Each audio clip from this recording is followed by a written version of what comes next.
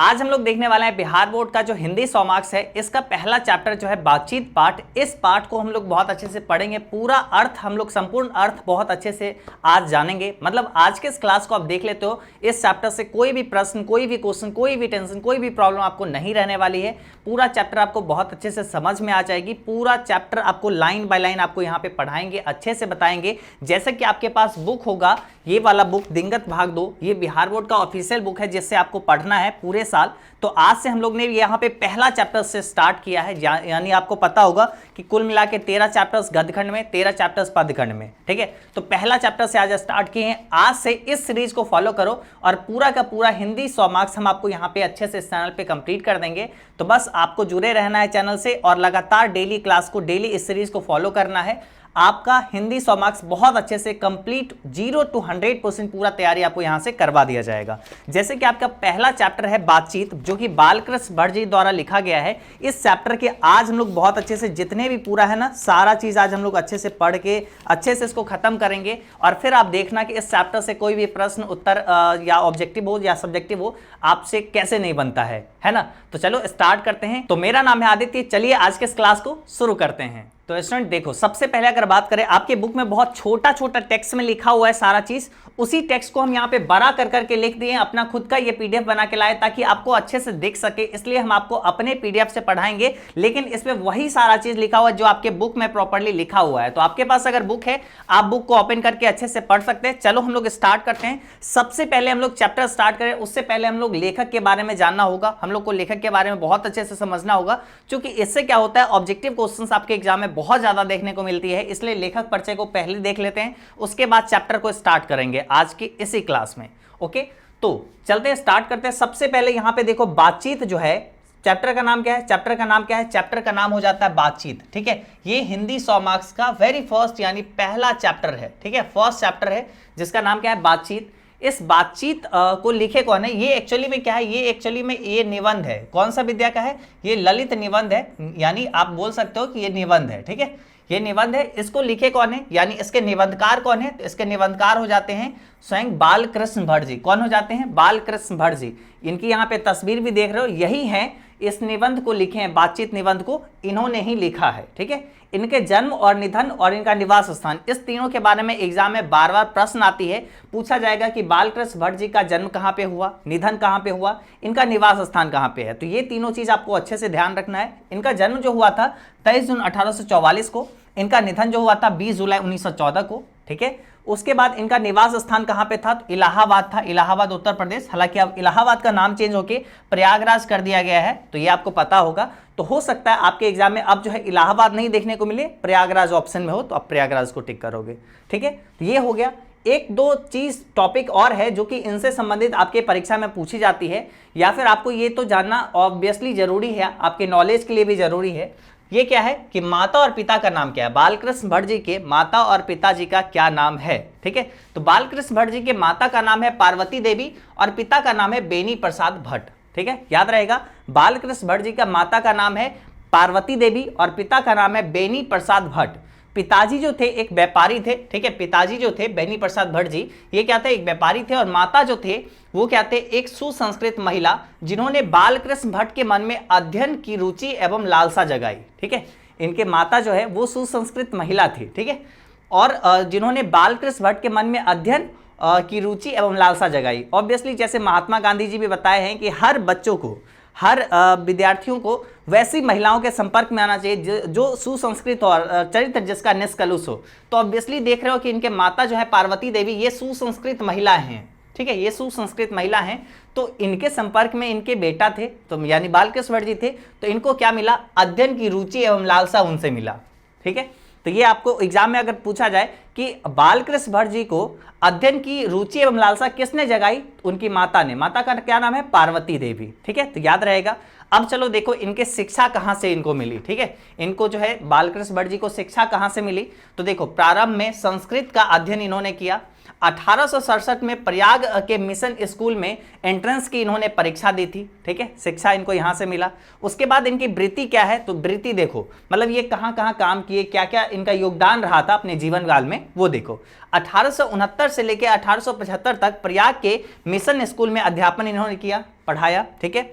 उसके 1885 में प्रयाग के CAV स्कूल में संस्कृत का अध्यापन इन्होंने किया, पढ़ाया।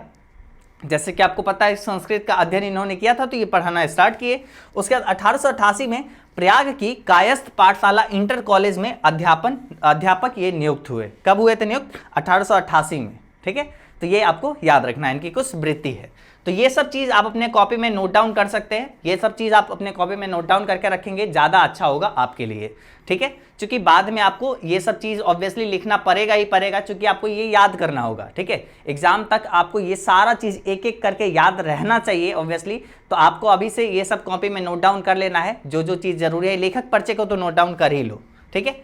आज इनके बारे में कुछ इनकी जो रचनाएं हैं कुछ, ठीक है, बालकृष्ण भट्ट जी अपने जीवन काल में कुछ रचनाएं करके गए, कुछ लिख के गए, ठीक है, चाहे वो नाटक हो, कहानी हो, निबंध हो, वो सब चीज़ आज हम लोग जानते हैं। क्योंकि इससे भी प्रश्न आपके एग्जाम में पूछा जाता है, पूछा जाएगा इनका कौन सा नाटक है, इनकी कौन सी निबंध है, ये सब चीज़ आपकी परीक्षा में रहती है और ये चीज़ हमें नॉलेज के लिए भी जानना बहुत ज़रूरी है। तो चलो स्टार्ट करते हैं। सबसे पहले बात करें इनकी रचनाएं कौन कौन सी है, तो इनकी रचनाओं में सबसे पहले उपन्यास के बारे में जानते हैं कि बालकृष्ण भट्ट जी जो थे वो कौन कौन से उपन्यास को लिखे थे, ठीक है। तो देखो, रहस्य कथा जो है, नूतन ब्रह्मचारी जो है, 100 उजान 1 सुजान, ठीक है, गुप्त बैरी, रसताल यात्रा, उचित दक्षिणा, हमारी घड़ी, सद्भाव का भाव, ये सब जो उपन्यास है बालकृष्ण भट्ट जी के द्वारा लिखा गया है, ठीक है। उसके बाद अगर हम बात करें इसके अलावा, ये तो हो गया उपन्यास, लेकिन बालकृष्ण भट्ट जी क्या उपन्यास के अलावा और कुछ नहीं लिखे थे? ऑब्वियसली लिखे थे। वो क्या था? नाटक, ठीक है, नाटक यहाँ पे था। तो चलो इनका नाटक हम लोग देख लेते हैं, ठीक है। कौन कौन से ये नाटक लिखे थे? तो पद्मावती इन्होंने लिखा, ठीक है,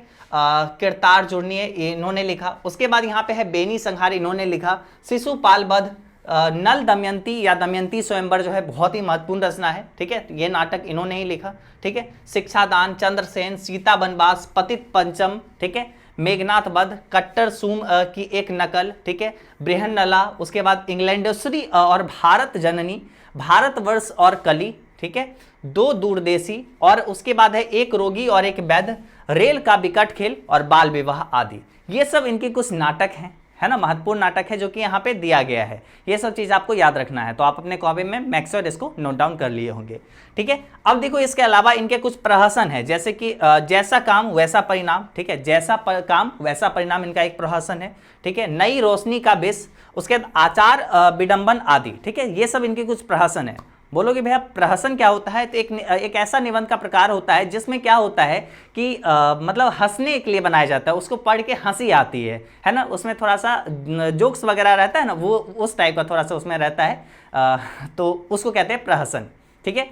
तो प्रहसन इनका कौन कौन सा ये भी आप जान लिए। उसके बाद देखो निबंध में अगर बात करोगे तो 1000 के आसपास निबंध, जिसमें से 100 से ऊपर बहुत महत्वपूर्ण इनकी रही है। मतलब इन्होंने 1000 से ऊपर निबंध लिखा अपने जीवन काल में। आप सोचो, आप इतने बड़े हो गए, अभी तक आप क्या किए हो? कुछ भी नहीं, है ना, अभी बस पढ़े जा रहे हो। इन्होंने 1000 के आसपास इन्होंने निबंध लिख दिया, ठीक है, अपने जीवन काल में। उसमें से 100 से ज़्यादा तो बहुत महत्वपूर्ण निकला, मतलब बहुत ज़्यादा चला होगा ऑब्वियसली, तभी वो महत्वपूर्ण बन गया, है ना।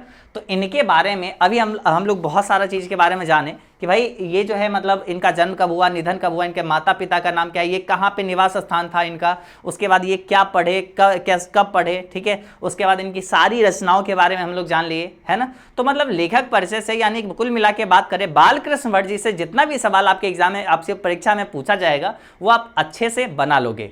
अब चलो हम लोग यहाँ पे पूरा क्या करते हैं, चैप्टर को स्टार्ट करते हैं, यानी बातचीत पाठ प्रॉपरली हम स्टार्ट करते हैं। बुक के लाइन बाय लाइन अच्छे से, एक एक पंक्ति बाय पंक्ति हम लोग अच्छे से अभी देखेंगे।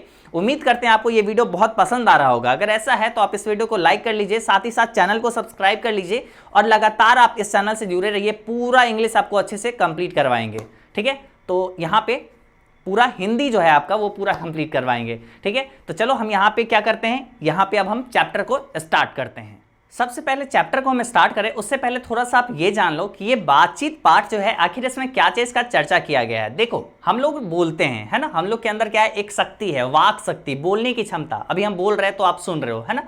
आप भी बोलते हो, आप भी अपना सुख दुख किसी के सामने जाया करते हो, अपने जो भी अंदर का फीलिंग्स है, जो भी भावनाएं हैं, जो भी इच्छाएं हैं, कोई चीज़ का आप उत्तर देना चाहते हो तो आप बोल के देते हो, है ना। हम लोग के अंदर, हम सभी लोगों के अंदर, हम मनुष्य सभी के अंदर हम में एक वाक शक्ति है, बोलने की क्षमता है। इसी के बारे में बात किया गया है कि ये वाक शक्ति कितना ज़्यादा महत्वपूर्ण है। यहाँ पे एक ये दृश्य भी दर्शाया गया है कि अगर हम लोग के अंदर वाक शक्ति नहीं होती तो फिर क्या होता, ये संसार कैसा होता, ये भी दर्शाया गया है। साथ ही साथ बातचीत के अलग अलग प्रकार को बताया गया है कि बातचीत किस प्रकार से हो सकती है। जब दो बुढ़े बात करते हैं तो क्या बात करते हैं, जब दो बुढ़ियाँ बात करती है तो क्या बात करते हैं, जब दो जवान लड़के बात करते हैं तो क्या बात करते हैं, या दो जवान लड़कियाँ बात करती है तो क्या बातें करती हैं। ठीक है, बातचीत किस किस तरीके से हो सकता है, इसके ऊपर भी बात किया गया है ना।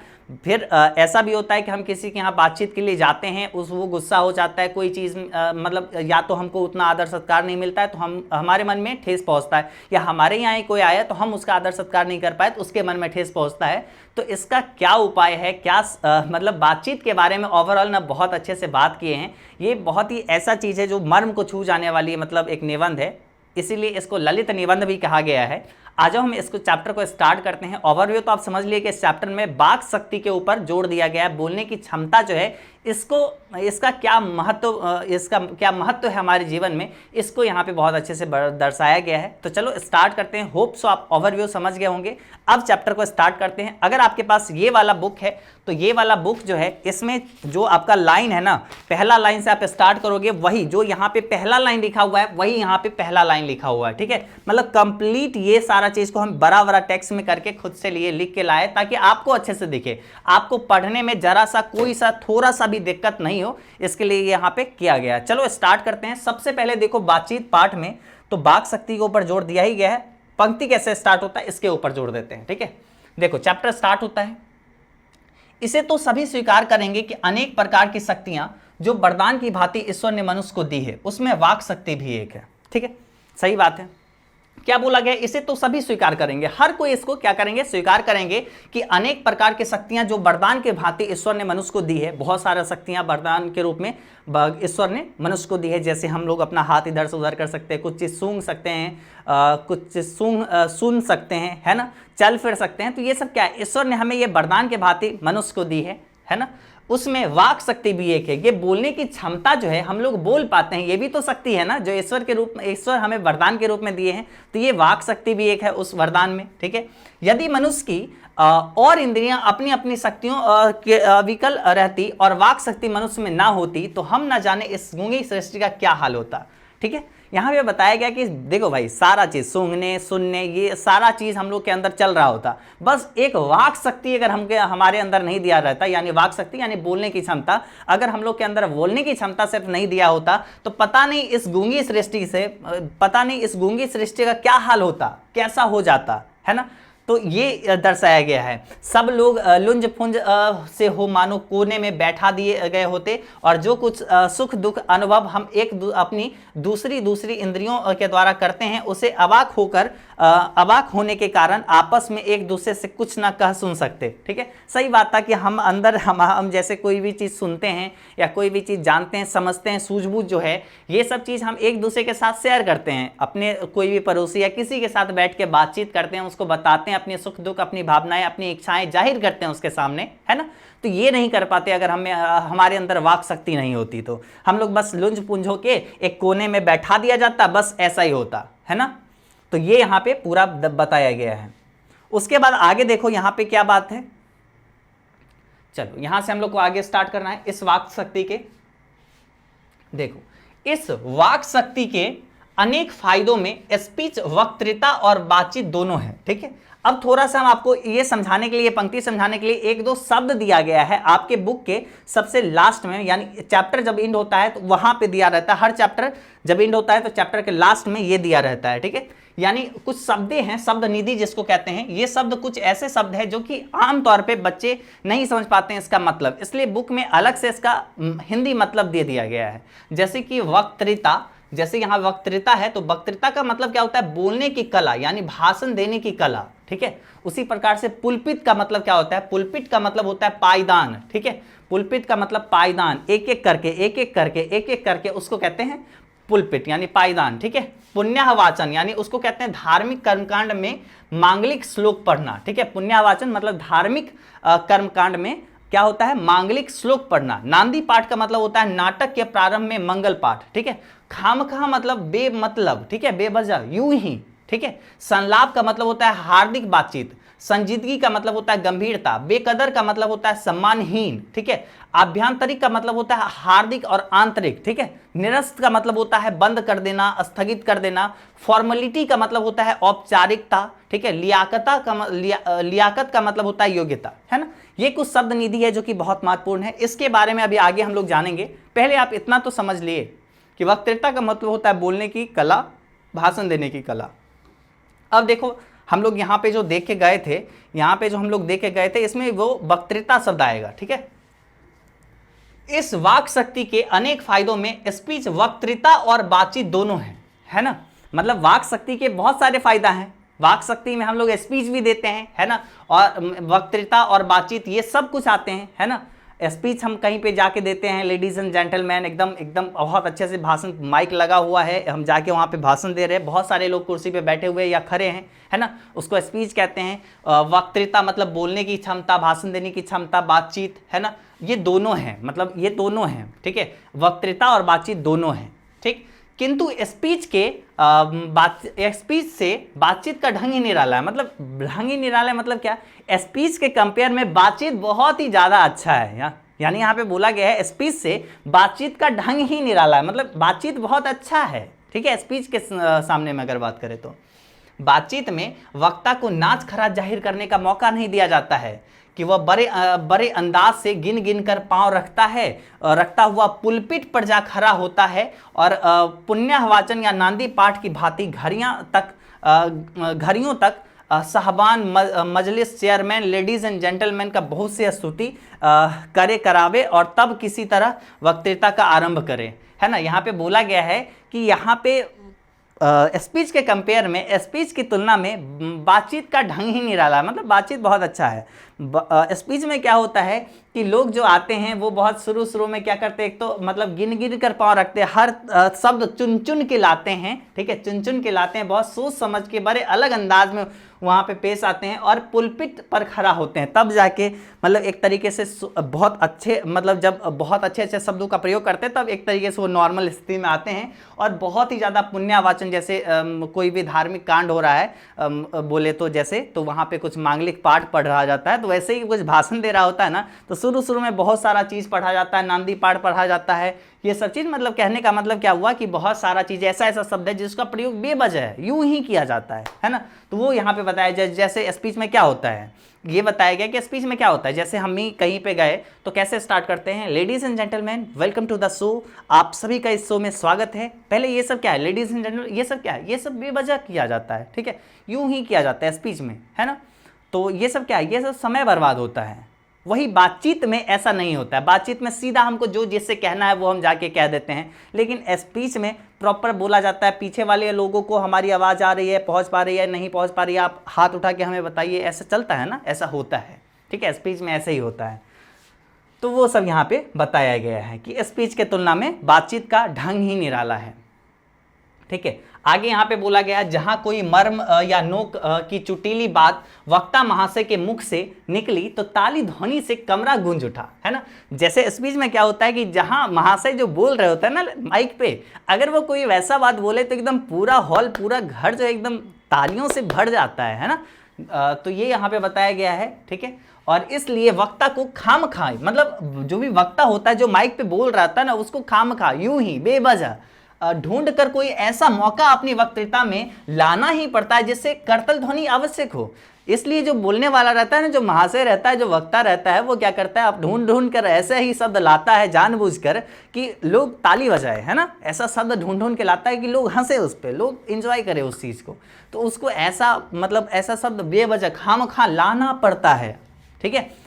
तो ये यहाँ पे होती है स्पीच में। इसलिए मतलब ये क्या है, एक तरीके से बनावटी सारा चीज़ होता है कि मतलब ऐसा इंटेंशन रहता है कि लोग खुश हो जाए, लोग हंसे, है ना, लोग एकदम प्रसन्न हो। तो ये एक तरीके से स्पीच का ढंग निराला है भाई, बातचीत का ढंग निराला है ना। स्पीच अलग, बातचीत अलग, वो बताया गया है। आगे यहाँ पे है वही हमारी साधारण बातचीत का कुछ ऐसा घरेलू ढंग है कि उसमें उसमें ना करतल ध्वनि का कोई मौका है, ना लोगों के कह कहावे उड़ाने का कोई बात ही रहती है ना। तो यहाँ पे बोला गया है कि जबकि ये बातचीत का घरेलू ढंग ही बहुत निराला है, मतलब इसमें ना कोई वो करतल ध्वनि का प्रॉब्लम रहता है, ना ही कोई कह कहावे उड़ाते हैं, मतलब कोई उसका मजाक ही उड़ाएगा कोई भी चीज़, ठीक है। तो ये इसमें होता है बातचीत में। हम दो आदमी प्रेम पूर्वक संलाप कर रहे हैं, मतलब हम दो आदमी, जैसे बातचीत में क्या होता है, दो आदमी की जरूरत होती है, बस दो आदमी बैठे या खड़े रहें, आपस में प्रेमालाप कर रहे हैं, बातचीत कर रहे हैं, ठीक है, कोई दिक्कत नहीं है, प्रेम पूर्वक आराम से संलाप कर रहे हैं, संलाप का मतलब बातचीत कर रहे हैं, ठीक है। कोई चुटीली बात आ गई तो हंस पड़े, मुस्कुराहट से होठों का केवल फर्क उठना ही हंसी का अंतिम सीमा है। बातचीत के दौरान क्या होता है, एकदम हा हा हा हा हा करके नहीं बातचीत करते हैं ना उसमें क्या होता है, जैसे आप कोई भी सामने आप बात कर रहे हैं, वी जेंटलमैन की तरह आप सोचो कि आप कोई किसी के सामने बात कर रहे हो, बहुत अच्छे लोग हैं, ठीक है, बहुत अच्छे दोस्त हैं आपके, बहुत अच्छे लोग हैं, आप उससे बात कर रहे हो, तो वहाँ पे एकदम अरे कुछ वैसा बात बोला, एकदम हा हा हा ऐसा नहीं करोगे ना, वहाँ पे बस क्या करोगे, थोड़ा सा स्माइल कर लोगे ऐसे, है ना, कुछ अच्छा बात बोला तो बस थोड़ा सा स्माइल जरूरी है, बस वही स्माइल जो है ना अंतिम सीमा है। लेकिन वो उसमें क्या होता है, स्पीच में क्या होता है, एकदम ताली वाली एकदम सीटी वीटी बज रहा है, तो वो स्पीच में होता है, ठीक है। स्पीच का उद्देश्य सुनने वाले के मन में जोश उत्साह पैदा कर देना है। स्पीच का मतलब क्या होता है, स्पीच में ये होता है कि एकदम सामने वाला जो सुनने वाला ना उसके अंदर जोश एकदम उत्साह पैदा कर देंगे और वो ताली वाली एकदम बजाते रहेगा। घरेलू बातचीत अलग होता है, घरेलू बातचीत मन रवाने का ढंग है, मन लगता है। घरेलू बातचीत जैसे कोई किसी से, जैसे आप देखोगे आपके मम्मी ही आपके मतलब नानी दादी ये सबसे बात कर रहे होंगे, है ना, तो वो बस मन रवाने का ढंग है, ठीक है। उसमें स्पीच का वह संजीदगी बेकदर हो धक्के खाती फिरती है, ठीक है। स्पीच का कोई जगह नहीं रहता है बातचीत में, है ना, वो धक्के खाती फिरती है। तो यहाँ पे कवि जो है ना, मतलब ये निबंधकार जो हैं बालकृष्ण वट जी, ये बहुत अच्छे से मतलब बातचीत का इतना बड़ाई किया ना और स्पीच का इतना धज्जी उड़ाया है ना, मतलब क्या बताया जाए, आप तो समझ ही रहे, इतने अच्छे से अभी आपको बताए हैं।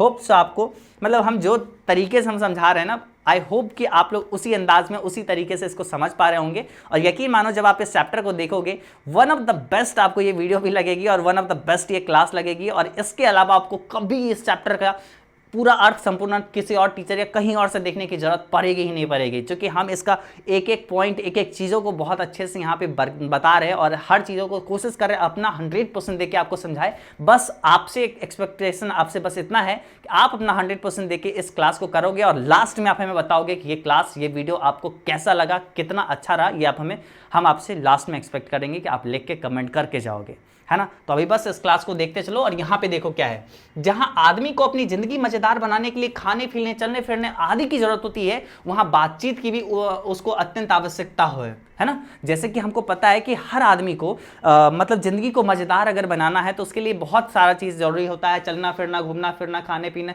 ये सब की जरूरत होता है। उसी प्रकार से बातचीत भी उतना ही जरूरी है जितना कि मतलब खाना पीना चलना फिरना है, ठीक है। जिंदगी अगर मजेदार बनानी है, नहीं तो भाई भूखे रहो ना। अगर तुमको लगता है कि जिंदगी मजेदार बन सकता है भूखे रह के, तो एक दो दिन ट्राई करो भाई तुम लोग, है ना। सारे जितने भी गर्ल्स बॉयज हैं सब लोग एक बार ट्राई करके देखो, एक दो दिन भूखे रह के देखो भाई क्या हाल होता है, जिंदगी मजेदार बनता है या नहीं बनता है ना। तो वही यहाँ पे कवि बोले हैं कि जहां आदमी अपनी जिंदगी मजेदार बनाने के लिए खाने पीने चलने फिरने आदि की जरूरत होती है, वहां बातचीत भी उसको अत्यंत आवश्यकता है, ठीक है। बातचीत की भी उसको अत्यंत आवश्यकता है। जो कुछ मवाद या धुआं जमा रहता है, मतलब जो भी हमारे दिल में दबा रहता है बात, वह बातचीत के जरिए भाव बनकर निकल जाता है ना। वो मवाद जो रहता है भाव बन के उड़ जाता है। चित्त हल्का और स्वच्छ हो परम आनंद में मग्न हो जाता है, ठीक है। मतलब यहाँ पे बताया गया है कि बातचीत जब हम करते हैं ना, तो जो हमारे अंदर जो मवाद रहता है, जो भाव रहता है, वो मतलब जो भी मवाद रहता है, जो गंदगी रहती है, वो एक तरीके से भाव बन के उड़ जाता है। मन बहुत हल्का और स्वच्छ हो जाता है, चित्त बहुत हल्का और स्वच्छ हो जाता है। होता है ना, जैसे हमारे दिल में बहुत बात रहती है, बहुत टेंशन में रहते हैं, लेकिन हम किसी के साथ अपने प्रिय अपने किसी के साथ वो शेयर करते हैं, तो उसके बाद क्या होता है, दिल बहुत हल्का हल्का सा लगता है कि भाई अब सब ठीक है, ठीक है, बहुत अच्छा लगने लगता है। तो वही बताया गया यहाँ पे कि जो कुछ मवाद या धुआं जमा रहता है, वो बातचीत के जरिए भाव बनकर बाहर उड़ जाता है, निकल पड़ता है। चित्त हल्का, चित्त मतलब मन जो है, दिल जो है हल्का और स्वच्छ हो परम आनंद में मगन हो जाता है, खुश हो जाता है ना, ये बताया गया है। बातचीत का भी एक खास तरह का मजा होता है, बातचीत का एक अलग तरीके से मजा होता है, बहुत ही प्यारा मजा होता है। जिसको बातचीत करने की लत पड़ जाती है वे इसके पीछे खाना पीना भी छोड़ बैठते हैं। कहोगे भैया ऐसा भी होता है क्या? अरे पूछो, बहुत सारे लोग होंगे, तुम लोग में से भी बहुत सारे लोग होंगे जिसको बातचीत करने का जो लत लगा होगा ना, उसके पीछे अरे खाना, मम्मी बुला रहे उधर खाना नहीं है इसको तो, लेकिन अपने दोस्तों से ही बात करना है ना, चलते रहता है। तो बातचीत का लत उससे पूछो ना, खाना पीना तक भूल जाते हैं। इसका एक खास अलग मजा है। अपना बड़ा हर्ज कर देना उसे पसंद आता है, मतलब अपना बड़ा नुकसान कर देना उसको पसंद आएगा, लेकिन वे बातचीत का मजा खोना नहीं चाहते। कभी किसी का फ़ोन आया है तो उससे बातचीत में लगे हुए हैं घंटों घंटों, अरे खाना खाना है, उसका समय निकला जा रहा है, कोई परवाह नहीं, अपना बड़ा हर्ज हो जाए उसको पसंद है वो, लेकिन बातचीत का मज़ा है वो उसको खोना नहीं है, वो एकदम पूरा करना है। ठीक है, तो वो यहाँ पे लेखक हर चीज़ों को समझते हैं। ठीक है, हर उम्र के हर चीज़ों को यहाँ पे कभी समझते हैं और वही चीज़ यहाँ पे लिखे भी हैं। ठीक है, चलो, चाहे ये यहाँ पे सिर्फ आप ही लोग के लिए अप्लाई नहीं होता है, बल्कि आपके पापा लोग को भी देखे होंगे या आपके मम्मी लोग को भी देखे होंगे। अगर आस पड़ोस के लोग से बातचीत करने लगते तो एकदम, अरे इधर खाना सब्जी चढ़ा हुआ था, इधर दाल चढ़ा हुआ था, जल गया, कोई बात परवाह नहीं, लेकिन बातचीत एकदम होना चाहिए प्रॉपर। ठीक है, वो इधर का चीज़ भूल के एकदम प्रॉपर बातचीत पर फोकस करते थे। इसका बातचीत का ढंग बहुत निराला है भाई, वही बताया गया है। रॉबिन्सन क्रूसो का किस्सा बहुता लोगों ने पढ़ा होगा। ठीक है, रॉबिन्सन क्रूसो जो थे, इनका कहानी है, एक किस्सा है जो कि बहुत से लोगों ने पढ़ा होगा, जिसे 16 वर्ष तक मनुष्य मुख देखने को भी नहीं मिला। ठीक है, जो 16 वर्षों तक मनुष्य का चेहरा तक नहीं देखे, कुत्ता बिल्ली आदि जानवरों के बीच रह 16 वर्ष के उपरांत उसने फ्राइडे के मुख में एक बात सुनी। ठीक है, मतलब 16 वर्ष के उपरांत वो मिले। ठीक है, हालांकि वो पहले कुत्ता बिल्ली इस सब के साथ जंगलों में रहा करते थे। ठीक है, और उसके बाद फ्राइडे के मुख से एक बात सुने, यद्यपि उसने अपनी जंगली बोली में कहा था, पर उस समय रॉबिन्सन को ऐसा आनंद हुआ मानो उसने नए सिरे से जो है आदमी का चोला पाया हो। ठीक है, मतलब वो 16 वर्ष तक किसी आदमी से मिला तक नहीं, आदमी का बात नहीं सुना, फिर जब फ्राइडे के मुख से एक बात सुनी तो उसको लगा कि मतलब फिर से वो मानव हो गया, फिर से एक मानव का उसका नया जिंदगी का शुरुआत हुआ, मानव का चोला पाया है उसने। ठीक है, इससे यह सिद्ध होता है कि मनुष्य की वाक शक्ति में कहां तक लुभा लेने की ताकत है कि वो 16 वर्ष तक मनुष्य का चेहरा नहीं देखा, बात नहीं सुना, लेकिन एक बार जैसे ही सुना उसको लगा नहीं, उसके जीवन का शुरुआत हो रहा है, फिर से उसको क्या मिला है, आदमी का चोला पाया है उसने। जिसने केवल पत्र व्यवहार जिनसे केवल पत्र व्यवहार है, कभी एक बार साक्षात्कार नहीं हुआ, उन्हें अपने प्रेमी से बात करने की कितना लालसा रहती है ना। जैसे किसी से आप अगर पत्र में बात करते होंगे, पहले के लोग जैसे पत्र में बात करते थे तो उनको कितना लालसा रहता था कि भाई उस आदमी से कम एक बार तो हम मिल ले, है ना। जैसे आप ही किसी से फोन पे पहला मान लेते हैं इंस्टाग्राम फेसबुक या किसी को व्हाट्सएप के थ्रू आप बात किए किसी लोग से, ऐसे व्यक्ति से कभी आप जीवन में नहीं मिले हैं, कितना लालसा लगा रहता होगा कि भाई उस आदमी से पहले एक बार मिल ले।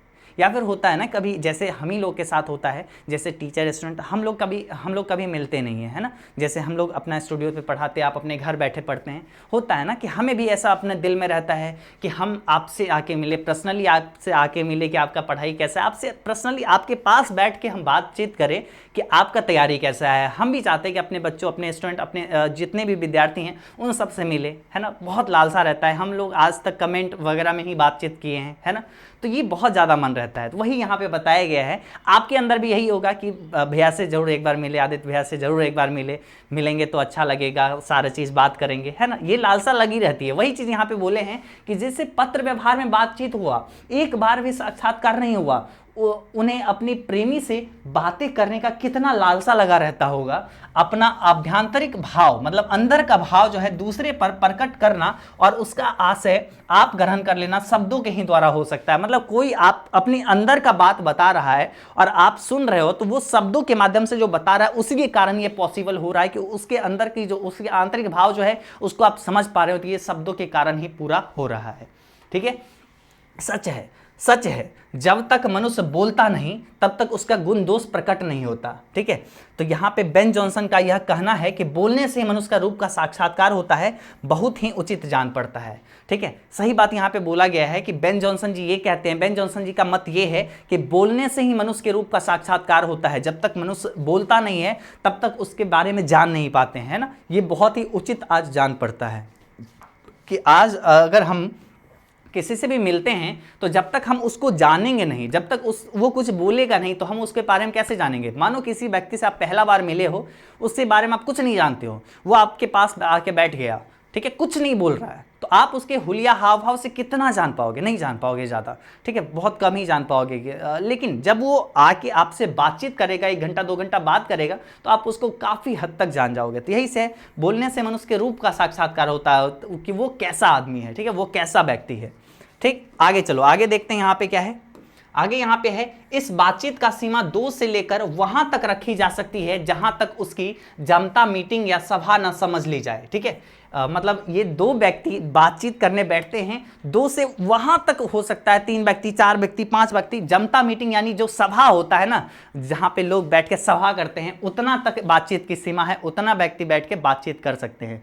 ठीक है, आगे बताएगा एडिसन का मत। बेन जॉनसन का मत तो समझ गए कि मतलब आदमी जब तक मनुष्य बोलता नहीं तब तक उसके रूप का साक्षात्कार नहीं होता। ठीक है, अब एडिसन का मत सुनिए। एडिसन क्या कहता है? एडिसन का मत है कि असल बातचीत सिर्फ 2 व्यक्तियों में हो सकती है। ठीक है, एडिसन का मत यह है कि असल बातचीत सिर्फ 2 व्यक्तियों में हो सकती है, जिसका तात्पर्य यह हुआ कि जब 2 आदमी होते हैं तभी अपना दिल एक दूसरे के सामने खोलते हैं, एक दूसरे के सामने दिल खोल के बातें करते हैं, है ना। जैसे मतलब अगर आप और आपके प्रेमी या आप और आपके एक दोस्त बहुत अच्छे से बैठे हुए हो, ठीक है, एक दूसरे, अब जब 2 ही लोग हो तो बहुत दिल खोल के जो भी मन में हो आया बात कर रहे हो, तो क्योंकि आप जानते हो कि इसी व्यक्ति के पास ये बात रहेगा, तीसरा कोई आदमी सुन नहीं रहा है उस बात में। ठीक है, जैसे आप और आपके पापा बैठे हैं, ठीक है, कुछ आपस के घर के बातें कर रहे हैं, ठीक है, कोई तीसरा बाहर का आ गया तो आपको मन नहीं लगेगा, बोलेगा कि आप पर्सनल घर के बातचीत पापा से करें, है ना।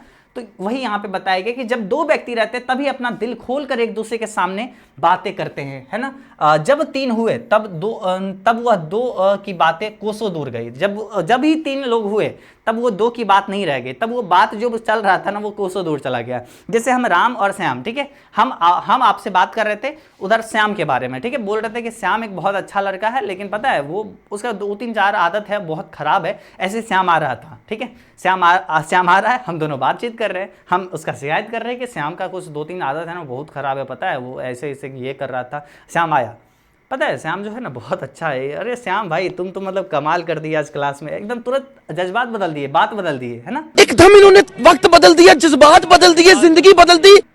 तो यही होता है कि तुरंत आया, एकदम ऐसे ही एकदम तुरंत जज्बात बदल दिए, वही चीज होता है कि मतलब तुरंत जो बात कर रहे थे वही कोसों दूर चला गया। ओ भाई मारो मुझे, मारो मुझे, मारो नहीं ये मजाक हो रहा है, 1 सेकंड यार, मजाक हो रहा है। बात बदल दिए, पलट दिए, ठीक है, कोसों दूर गई। जैसे ही 2 से 3 हुए तो बात कोसों दूर गई। कहा भी है कि 6 कानों की परी बात खुल जाती है। ठीक है, 6 कान यानी जैसे 2 लोग थे तो 4 कान थे, ठीक है, 3 लोग आए तो 6 कान, तो 6 कानों की परी बात ऐसे कहा जाता है, कहावत है कि खुल ही जाती है। ठीक है, दूसरे लोगों के पास पहुंच ही जाती है। दूसरे या कि किसी तीसरे आदमी के आ जाते ही या तो वे दोनों अपनी बात से निरस्त हो बैठेंगे, यानी बात करना बंद कर देंगे सेम वो बात, या फिर उसे निपट मूर्ख अज्ञानी समझ बनाने लगेंगे कि तीसरा जो आया क्या पागल आदमी है, काहे कबाब में हड्डी बन रहा है, हम दोनों बातचीत कर रहे हैं तो तुम बीच में काहे आया, है ना, ये होता है। ठीक, तो ये हुआ। अब आगे हम लोग बातचीत करते हैं, है ना, मतलब अब आगे हम लोग देखते हैं, अब आगे हम लोग बात करते हैं जैसे गर्म दूध और ठंडे पानी के 2 बर्तन पास पास साट के रखे जाए तो एक का असर दूसरे में पहुंच जाता है, अर्थात दूध ठंडा हो जाता है और पानी जो है गर्म हो जाता है। ठीक है, ये होता ही है कि जैसे अगर मतलब मतलब यहाँ पे बताया क्या गया है कि जैसे गर्म दूध और ठंडे पानी के 2 बर्तन पास पास साट के रख दिए जाते हैं तो क्या होता है, एक का असर दूसरे पे पड़ता है, मतलब दूध यहाँ पे ठंडा हो जाता है, पानी गर्म हो जाता है ना, तो ये यहाँ पे होता है। वैसे ही 2 आदमी पास बैठे तो एक का गुप्त असर दूसरे पे पहुंच जाता है। उसी प्रकार क्या होता है, जब 2 आदमी बैठते हैं तो एक का असर दूसरे पे पहुंच ही जाता है, गुप्त असर, चाहे एक दूसरे को देखे भी नहीं, तब बोलने की कौन कहे, मतलब बिना देखे ही एक दूसरे के पास बैठे ही ये होता है, तब बोलने को क्या कहे। ठीक है, एक के शरीर का विद्युत दूसरे में प्रवेश करने लगती है, जब बातचीत होती है तब तो एक का विद्युत जो होता है ना वो दूसरे में प्रवेश करने लगती है, लगता है पूरा उसका बात इसके मन में आ रहा है, इसके अंदर जा रहा है। ठीक है, जब पास बैठने का इतना असर होता है तब बातचीत में कितनी अधिक असर होगा इसे कौन ना स्वीकार करेगा। अस्तु अब इस बात को 3 आदमियों के साथ देखना चाहिए, मानो एक त्रिकोण सा, ठीक है, 2 आदमी तो ऐसा हुआ, ठीक है, मानो अब त्रिकोण सा, अब 3 व्यक्ति है, ठीक है, मानो अब त्रिकोण सा है, ठीक है, त्रिकोण सा बन जाता है। 3 आदमी बैठे हैं तो 3 आदमी कैसे बैठेंगे, 3 आदमी कैसे बैठेंगे, ऐसे ही करके बैठेंगे ना, मतलब सॉरी ऐसे, ठीक है। त्रिकोण में एक आदमी यहाँ बैठा हुआ है, एक आदमी यहाँ, एक आदमी यहाँ, ठीक है। 3 आदमी बैठे हुए, त्रिकोण सा रेखा है, ठीक है। चुपचाप मतलब इसमें यहाँ पे 3 त्रिकोण है और तीनों की मनोवृत्ति का प्रसरण जो है कि धारा मानो एक त्रिकोण सी रेखाएं हैं, ठीक है। त्रिकोण से तीनों बातचीत कर रहा है, ये से कर रहा है, ये से कर रहा है, ये से कर, त्रिकोण सी रेखाएं हैं चुपचाप, ठीक है। सॉरी गुपचुप असर तो उन तीनों में परस्पर होती ही है, ठीक है। एक का असर दूसरे पे तो हो ही रहा है, ठीक है, असर तो होता ही है। जो बातचीत 3 में की गई वह मानो अंगूठी के नग सी जड़ जाती है। उपरांत जब 4 आदमी हुए तब तो बेतकल्लुफी को बिल्कुल स्थान नहीं रहता, कि बातचीत का कोई मतलब ही नहीं रह जाता। जब 3 लोग 4 लोग ये हुए तो, ठीक है, कोई स्थान ही नहीं रह जाती होगी, ठीक है। खुल के बातें नहीं होगी, जो कुछ बातचीत भी की जाएगी वो फॉर्मेलिटी और गौरव और संजीदगी के लक्ष्य में सनी हुई होगी। जब 3-4 लोग ऐसे मिलते हैं ना तब बातचीत नहीं होती है, वो ऐसा होता है कि एक दूसरे का संजीदगी, एक दूसरे का मतलब क्या रहता है, गौरव रहता है कि अरे हम महान हैं, हम गौरवशाली हैं, हम ये हैं, हम वो हैं, ठीक है। उसके लक्ष्य में वो सनी रहती है, ठीक है। बातचीत घुमा फिरा के की जाती है, असल बातचीत नहीं हो सकती है। यहाँ पे एडिसन मानते भी है ना कि असल बातचीत सिर्फ 2 व्यक्तियों के बीच हो सकता है, ठीक है। 4 से अधिक की बातें तब कोई मतलब का केवल राम रमोवल कहलाएगी, उसे हम संलाप नहीं कह सकते। यानी संलाप का मतलब क्या चीज, संलाप का मतलब बातचीत, अच्छे से दिल खोल के बातचीत। संलाप का मतलब हार्दिक बातचीत, दिल खोल के बातचीत, प्यारा बातचीत, है ना। तो उसे हम लोग संलाप की श्रेणी में नहीं रखेंगे, ठीक है। इस यहाँ पे आगे बताया गया इस बातचीत के अनेक भेद हैं, बहुत प्रकार के बातचीत होते हैं। 2 बुड्ढों की बातचीत जो है प्रायः जमाने की शिकायत पर हुआ करती है। वे बाबा आदम के समय की ऐसी दास्तां शुरू करते हैं जिसमें 4 जो है सच तो 10 झूठ, है ना। मतलब यहाँ पे अब बातचीत के प्रकार क्यों बताया गया, ये बहुत ही इंपॉर्टेंट है, बहुत ही मजेदार है। इसमें इसको पढ़ के आपको बहुत ही अच्छा भी लगेगा, ठीक है। देखो कितना मजा आएगा। देखो जो 2 बुड्ढे के बीच बातचीत होती है ना, 2 बुड्ढे के बीच बातचीत जो होती है वे बाबा आदम के समय का कोई ऐसा दास्ता शुरू कर देंगे। होता है ना, जैसे जो बुढ़े लोग होते हैं, आप अपने एरिया में देखना, जो बूढ़े हो गए वो आपस में कैसे बातचीत करेंगे, एकदम बाबा आदम के ज़माने का बातचीत छेड़ेंगे, कह रहे उस ज़माने में ये हुआ करता था, है ना। जिसमें 4 सच तो 10 झूठ। यहाँ पे कभी बताते हैं कि वो सब उसमें से 4 सच रहता है, 10 झूठ ही रहता है, ठीक है। एक बार उनकी बातचीत का घोड़ा छूट जाने चाहिए, बस उनका बातचीत बस शुरू होने तो दीजिए। पहरों बीत जाने पर भी अंत नहीं होगा, ठीक है, अंत ना होगा, मतलब कुछ भी हो जाए, ठीक है। मतलब एक बार बस उसके बातचीत का घोड़ा तो छूटने दीजिए, उसके बाद देखिए ना वो कितना देर बातचीत करते रहते हैं, ठीक है।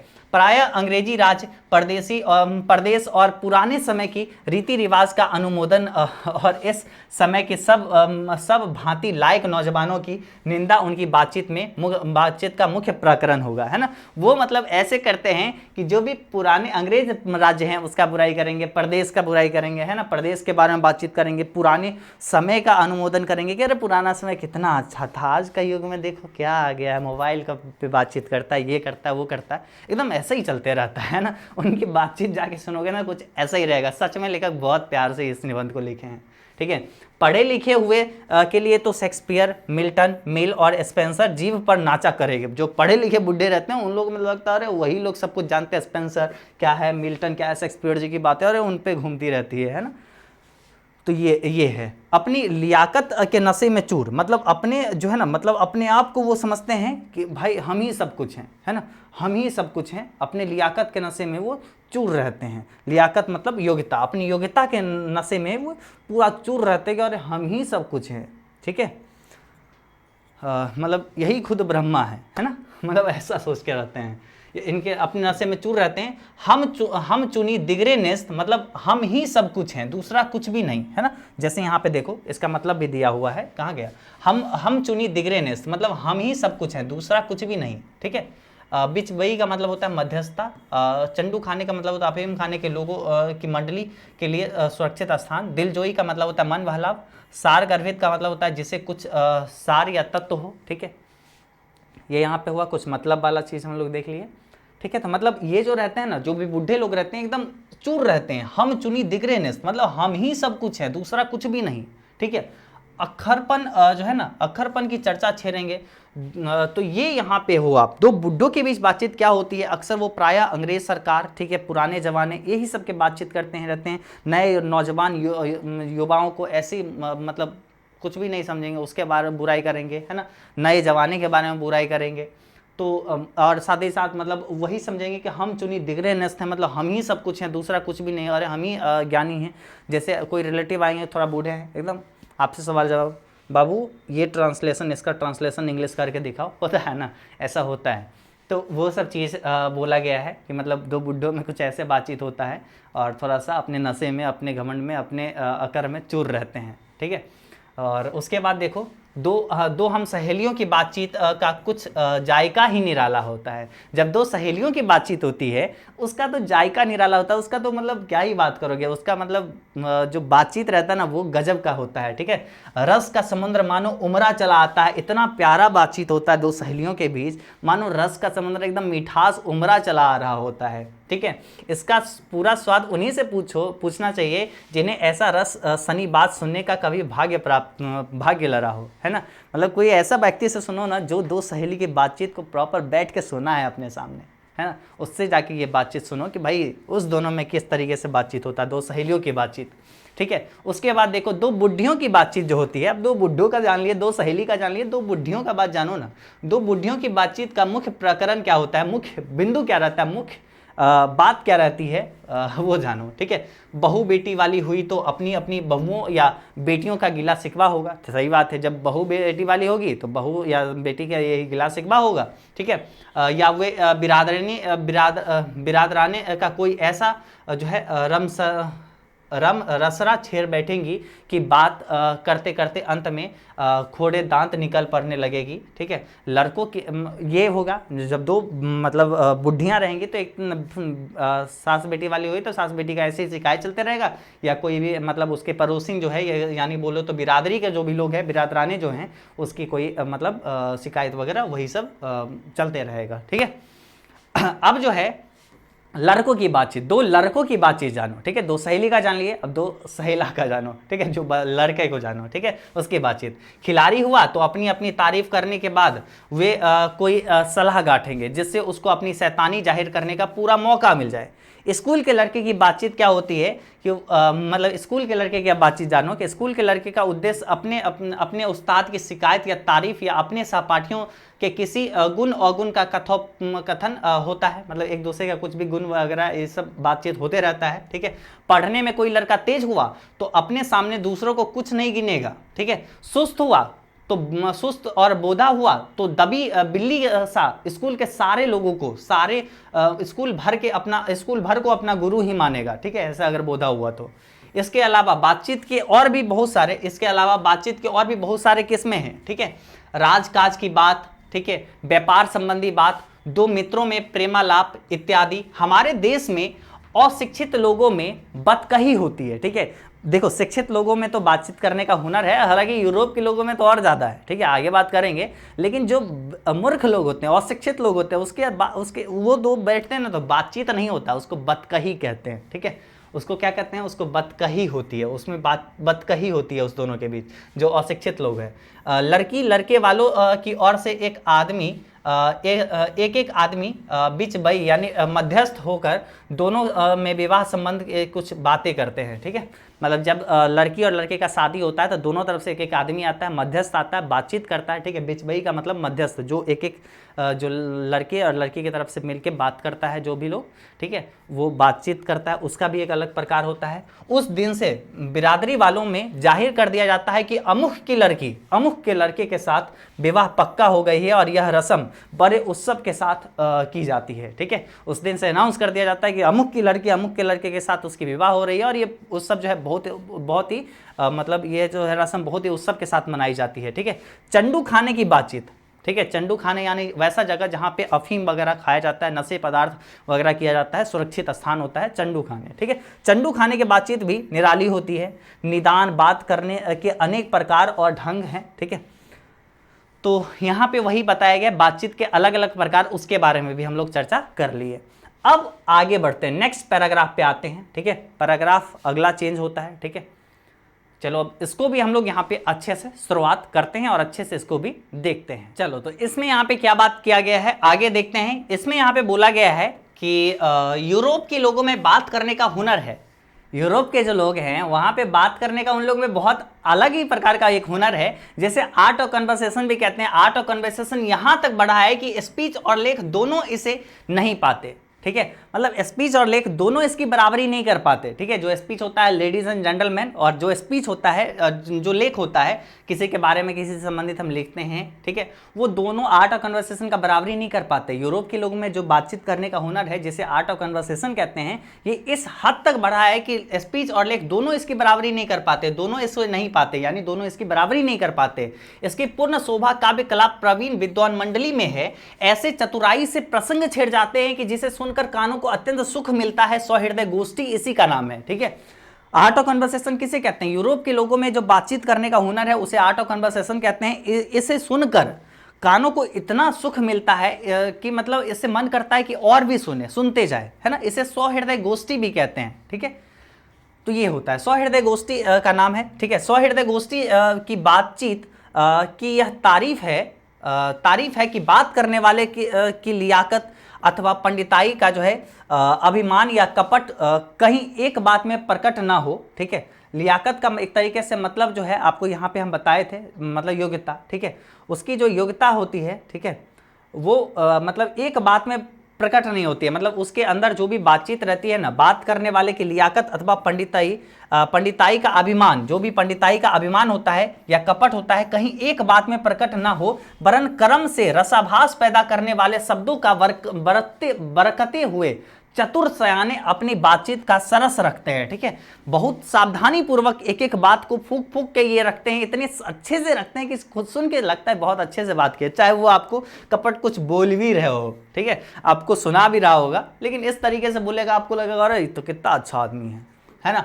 वो रस हमारे आधुनिक शुष्क पंडित की बातचीत में, जिसे शास्त्रार्थ कहते हैं, कभी आवेग ही नहीं, ठीक है, आवेगा ही नहीं, ठीक है। जो हमारे जो आधुनिक जो शुष्क पंडित हैं उन लोग में ये सब चीज़ पता ही नहीं है। उन लोग को ये आर्ट ऑफ कन्वर्सेशन वगैरह जिसको सुन के कानों को इतना सुख मिलता है उसको आता ही नहीं है। आज के आधुनिक शुष्क पंडित जो हैं, ठीक है, जिसे शास्त्रार्थ कहते हैं, ठीक है। शास्त्रार्थ कैसे कहते हैं? तो आधुनिक शुष्क पंडित जो हैं उसे शास्त्रार्थ कहते हैं। उसको आज तक ये आवेगा ही नहीं, उसे मतलब आज तक इससे भेंट ही नहीं हुआ, ठीक है। मुर्ग और बटेर की लड़ाइयों की झपटा झपटी के समान उनकी निरस काँव में सरस संलाप की चर्चा ही चलाना बैठते हैं। वो लोग ऐसे बात करते हैं, लगता है कि भेड़ बटेर का जो मुर्गा और बटेर का जो लड़ाई होता है ना, उसी तरीके से झपटा झपटी इन लोग का बातचीत में रहता है, ठीक है। एक दूसरे को अपने पंडिताई के प्रकाश में क्या करेंगे, में परास्त करने का संघर्ष आदि रसाभास का जो है, रसाभास की सामग्री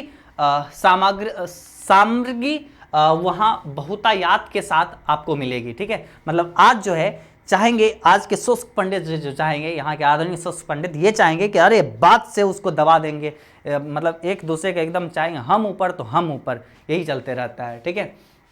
घंटों भर तक काँव करते रहेंगे, जो कुछ ना होगा बड़ी जो कुछ करते रहेंगे तो कुछ ना होगा, ठीक है। मतलब ये लोग ऐसे ही काँव करते रहते हैं, मुर्गे बटेर की तरह लड़ते रहते हैं आज के शुष्क पंडित। आर्ट ऑफ कन्वर्सेशन नाम का इनको कोई सेंस ही नहीं है, समझ ही नहीं है, ठीक है। ये यहाँ पे कवि बताए हैं। आगे बताते हैं, आगे बहुत अच्छा बात है बातचीत के बारे में। देखो बातचीत से क्या क्या हो सकता है वो आप सुनो, ठीक है। घंटे भर तक काँव करते रहेंगे तो कुछ ना होगा, ठीक है। घंटे भर ऐसे काँव करते रहेंगे उससे कुछ ना होगा, ठीक है। ये सब तो है। अब देखो बड़ी कंपनी और कारखाने आदि बड़े से बड़े काम इसी तरह पहले जो है 2-4 दिली दोस्तों की बातचीत से शुरू किए गए। बड़े आज जो कंपनियां देख रहे हैं ना, सबसे पहले 2-4 दोस्त ही मिले होंगे और बातचीत हुआ और इसी से ये बड़ा कंपनी आज बन गया है ना। उपरांत बढ़ते यहाँ तक बढ़े कि हजारों मनुष्य को उससे जीविका चलने लगी और साल में लाखों की आमदनी होने लगी। जैसे बड़ा भी कंपनी होता है ना, उसका भी शुरुआत कहीं ना कहीं बातचीत से हुआ होगा, 2-4 दोस्त मिले होंगे, बात हुआ होगा, फिर कंपनी का इनॉग्रेशन रखा गया होगा, कंपनी बना होगा, धीरे धीरे क्या हुआ, बहुत सारे लोगों की रोजगार उससे मिलने लगी, हजारों लोगों की रोज जीविका चलने लगी, लाखों का हजारों में उनकी मतलब क्या होने लगी, आमदनी होने लगी, लाखों में आमदनी होने लगी। ठीक है, 25 वर्ष के ऊपर वाले की बातचीत अवश्य ही कुछ ना कुछ सारगर्भित होती है, उसका कुछ ना कुछ मकसद होता है, सारगर्भित होती है ना, उद्देश्य होता है। ठीक है, सारगर्भित का यहाँ पे मतलब होता है जिसका सार या तत्व हो, ठीक है, जिसका कुछ मतलब हो। 25 वर्ष के जो भी ऊपर के लोग होते हैं, जो भी बच्चे रहते हैं, जो भी लड़के लड़कियां रहती है, उसके बात में कुछ सारगर्भित तो होती होगी। ठीक है, अनुभव और दूरंदेशी और से खाली ना होगी। ठीक है, मतलब सही बात है। जो 25 वर्ष के ऊपर जो लड़का लड़कियां या फिर जो भी हैं, ठीक है, जो भी लोग हैं, उनकी जो बातचीत होती है ना, मतलब वो मतलब बहुत सारगर्भित होती है, कुछ उद्देश्य उसका जरूर होता है, उसमें अनुभव, उसमें दूरंदेशी, ये सब उससे खाली नहीं रहता, वो सब उसमें रहता है उसके बातचीत में, है ना। और 25 वर्ष के बाद से नीचे की बातचीत में यद्यपि अनुभव और दूरदर्शिता और गौरव ना पाया जाता है। ठीक है, जो 25 वर्ष के बच्चे हैं, जो मतलब 25 वर्ष के जो लोग हैं, 25 वर्ष से कम के उम्र के जो लोग हैं, उन लोग में भले ही दूरदर्शिता नहीं, दूरंदेशी नहीं रहता होगा, अनुभव नहीं रहता होगा, ये आगे के बारे में उतना नहीं इनको नॉलेज होगा, लेकिन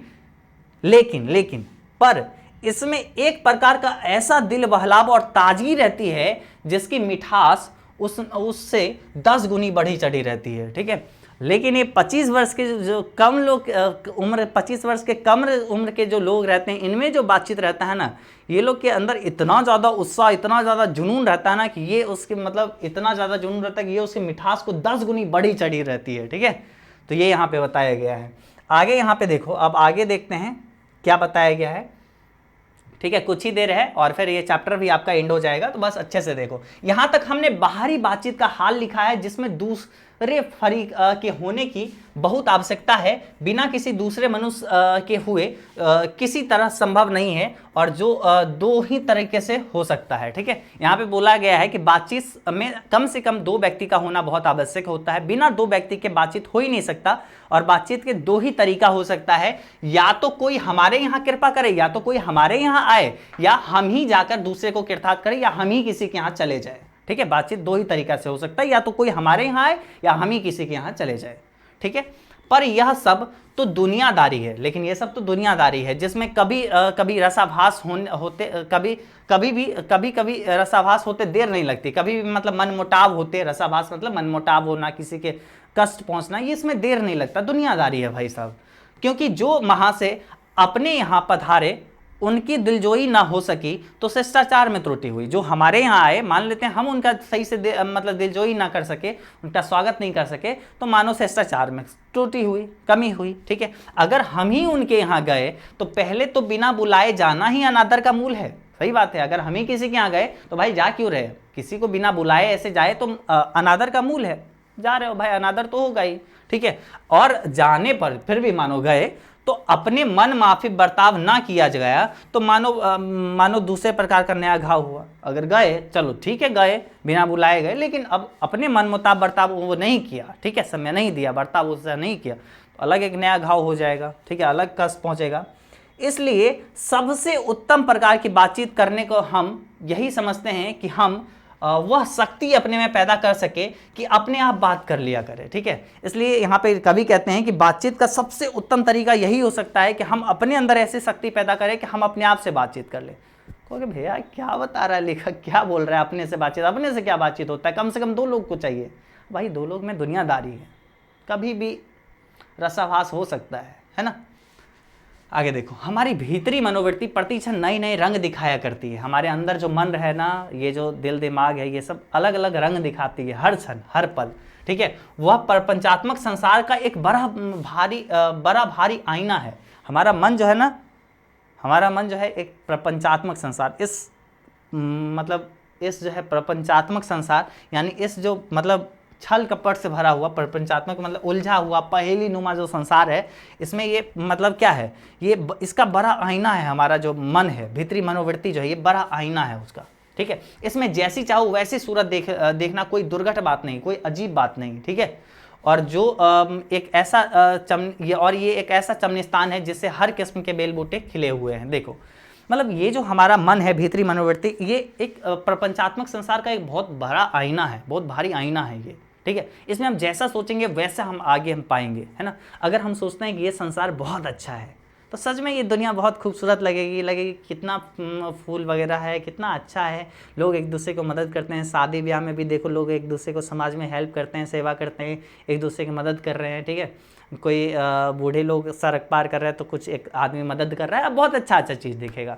अगर हम देख रहे हैं कि अरे भाई उधर मोबाइल लूट लिया, एक से एक पर्स छीन लिया, एक को गोली मार दिया, हमको अक्सर वही चीज़ हमको दिखाई देगा। तो भाई ये हमारे भीतरी मनोवृत्ति जो है ना, ये प्रतिशत नए नए रंग दिखाई करती है। इसमें हम जैसा चाहे वैसा सूरत देख सकते हैं, यही यहाँ पे बताया गया है, ठीक है। और ये भी बताया गया है कि ये एक ऐसा चमनिस्तान है। चमनिस्तान मतलब एक ऐसा बगीचा जहाँ पे सभी प्रकार के फूल पौधे फल फूल पाए जाते हैं, ठीक है, उसको चमनिस्तान कहते हैं, ठीक है। तो ये एक ऐसा चमनिस्तान है जिसमें हर किस्म के बेल बूटे खिले हुए हैं, हर प्रकार के लोग हैं यहाँ पे, ठीक है। ऐसे चमनिस्तान की सैर में क्या कम दिल बहलाव है भाई, क्या मतलब दूसरे के यहाँ जाके ही दिल बहलाव होगा, खुद से बातचीत कर लेंगे, खुद ही ये सारा चीज़ अपने अंदर ही जो भी बातचीत चल रहा है ना, खुद से वो चीज़ डील करेंगे। तो क्या ये जो है मतलब हम खुद में सोचेंगे कि ये दुनिया ऐसी है, ये दुनिया वैसी है, ये बहुत बड़ा चीज़ है भाई। तो क्या इसमें कम दिल बहलाव है? बातचीत करना जाना जरूरी है किसी के यहाँ, या किसी को बुलाना जरूरी है? नहीं ना, ठीक है। मित्रों का प्रेमालाप कभी इसकी 16वीं कला तक भी ना पहुंच सका। इसी सैर का नाम ध्यान या मनोयोग है, या चित्त को एकाग्र करना है, ठीक है। ये जो सैर कर रहा है, ठीक है, मतलब ये चमनिस्तान का जो सैर करेंगे, मतलब ये अलग अलग प्रकार के संसार के रूप को जो देखेंगे, ये इसी को मन को एकाग्र करना कहते हैं, ठीक है, चित्त को एकाग्र करना कहते हैं, ठीक है। जिसका साधन एक दो दिन का काम नहीं, ये एक दो दिन में नहीं होगा। वर्षों का अभ्यास के उपरांत यदि हम थोड़ी सी भी अपनी मनोवृत्ति स्थिर कर अवाक होकर अपने मन के साथ बातचीत कर सके तो मानो अहोभाग्य। क्या बोला गया यहाँ पे, समझ में आया क्या?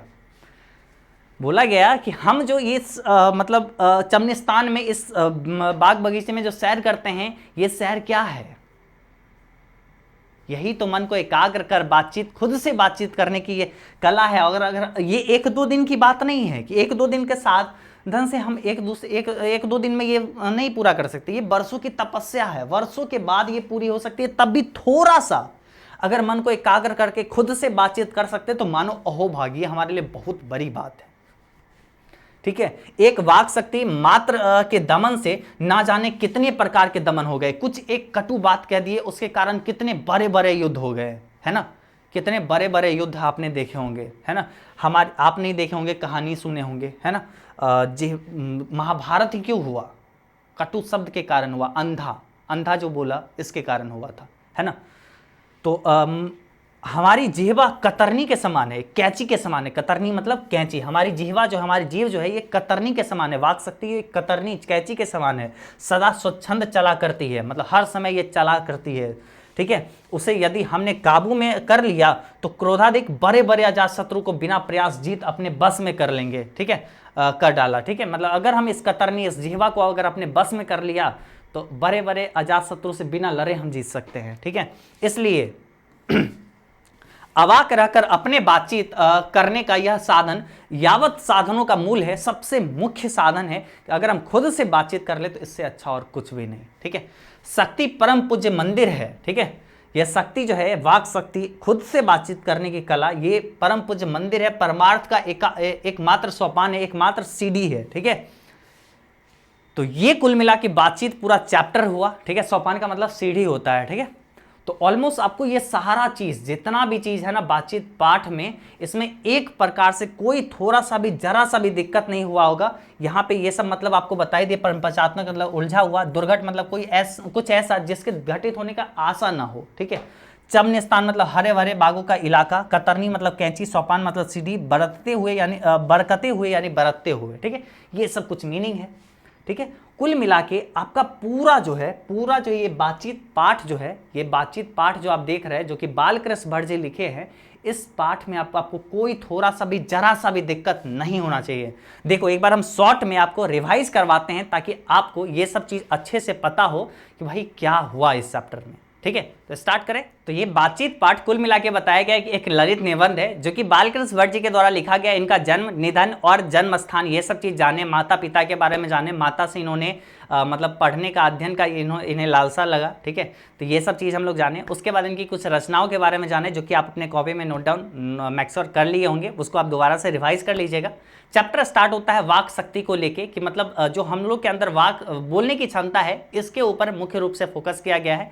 बताया गया कि अगर हम लोग के अंदर वाक शक्ति नहीं होती तो ये पूरा संसार गूंगी प्रतीत होती है और उस समय कैसा क्या होता, उसके बारे में बात किया गया है। उसके बाद बताया गया है कि जो मतलब 16 वर्ष के जो मतलब 16 वर्ष तक जो है मतलब मनुष्य का मुख नहीं देखने को मिला। उसके बाद जैसे कैसे एक फ्राइडे के मुख से जो है रॉबिन्सन क्रूसो बात सुनते हैं तो मतलब कितना लालसा लगा रहता है, तो ये सब बताया गया। उसके बाद बातचीत का ढंग भी बहुत निराला होता है, स्पीच के कंपेयर में ये बात की है, ठीक है। स्पीच में नाच खराज जाहिर करने का मौका मिलता है, बातचीत में ये नहीं मिलता है। बातचीत के अलग अलग प्रकार को हम लोग जाने कि दो बुड्ढों में कैसे बातचीत होता है। अक्सर वो प्रायः पुराने ज़माने के लोगों के बारे में बात करते हैं कि पुराने ज़माना अच्छा था, आज बहुत ख़राब है, ये सब चीज़। और अपने आप में जो है अपने को सबसे ऊपर समझते हैं कि अरे हम ही सब कुछ है, दूसरा कोई कुछ नहीं है, ठीक है।